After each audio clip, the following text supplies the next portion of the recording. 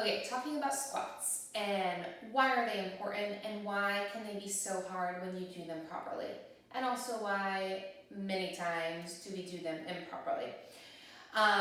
So squat should be a part of every routine. It's very functional, of course. I mean, if you think about how many times we squat throughout our day-to-day lives, even just getting up and down off of a chair or up and down off of the toilet.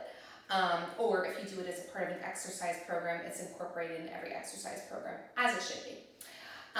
It's also very functional because although in our modern society we don't do it as much, but in most other cultures and in our past, we would use a squat. Now, I have tight calves, so I can't do it, which is why I'm showing you this video and showing you some modifications, but you'd be able to get to the floor without popping your heels up like I do, and do it with such ease that you have freedom to move your arms. A lot of times when we get in this yogic squat, or at least me, I'm stuck. I'm just barely there, and I don't have that freedom and that ease of movement to be in a good, functional, open position and still have the ability to use my arms, which for tasks, which we would have done in the past or in other cultures. And also squats are designed, the reason why they are such a huge part of our lives, or they should be, is because they are designed to keep our pelvic floor, our pelvis, our hips, our low back functioning properly. Because if you think about it, most of our lives are lived from chair height, bed height, car height, all, here or so up. We don't spend a lot of time getting to the floor. And when we do, our heels pop up or things compensate, which is not bad, by the way. It's not bad. It's just time to think about why does my body do that? What is it compensating for?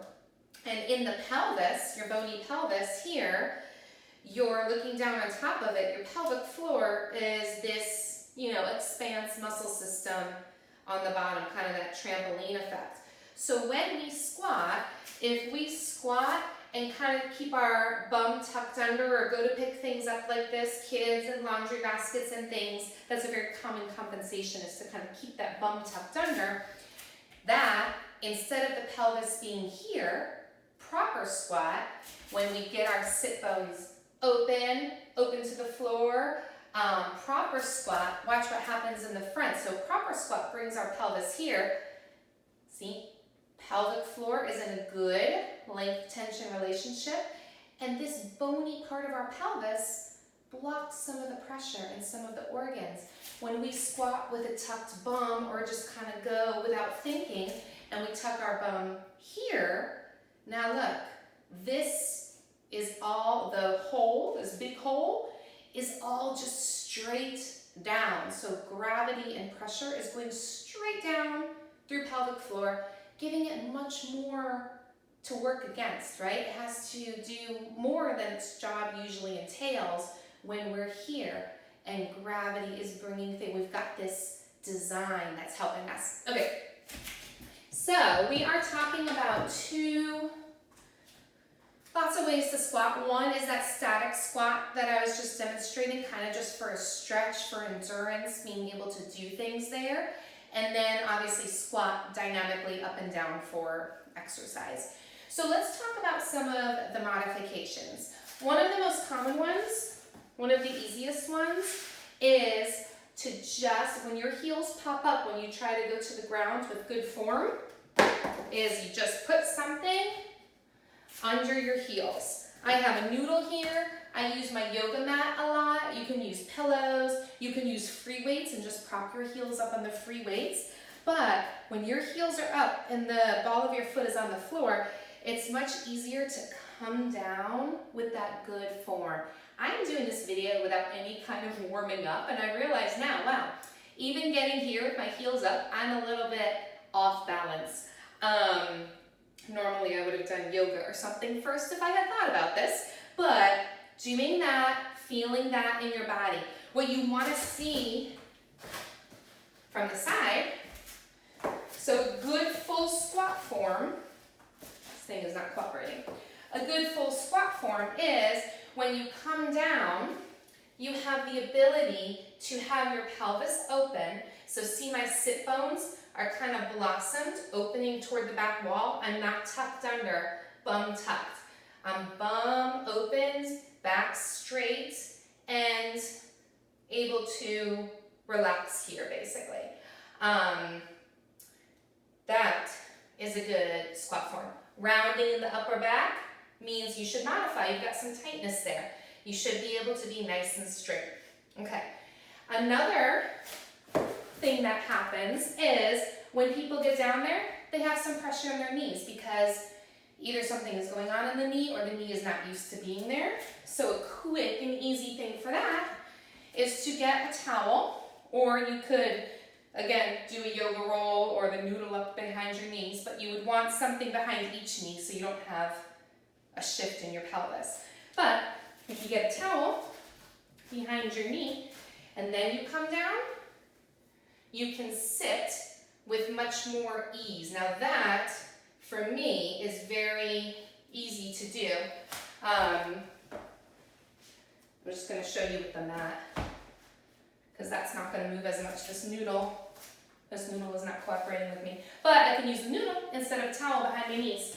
So I'm going to come down. Now that takes a lot of pressure off the knees. I can sit back. I can have my sit bones open toward the floor. I can have my back straight, my neck long, and I can kind of stretch and hang out here. The purpose of it is we are stretching the knees, the hips, the pelvis, the pelvic floor, and we're getting it to be able to be more dynamic, because then it can go through its full excursion opening, full excursion closing. Same thing with your hips. Hips, in a lot of people, are very tight. Glutes, hamstrings, calves, those are all of our chronically tight muscles just because of, lifestyle, exercise, all those things. That full squat actually stretches kind of them all at once. So it is a very functional way to go. Very good. Another thing that you can do, and see, I'm a little out of breath. Don't be fooled. Holding that full squat is not only a stretch, but your muscles are on. You are building your glutes, you're building your breath work, you're building your inner core just by holding that. Another thing you can do, and you can bring this into exercise class if you have a problem sitting back, is just have a counterweight. So with a counterweight, you can sit pretty far back and come up with good form. So versus if I was just squatting and coming back with a counterweight, I can get easily lower with my hips open and back up. Always exhale on the way out of your squat.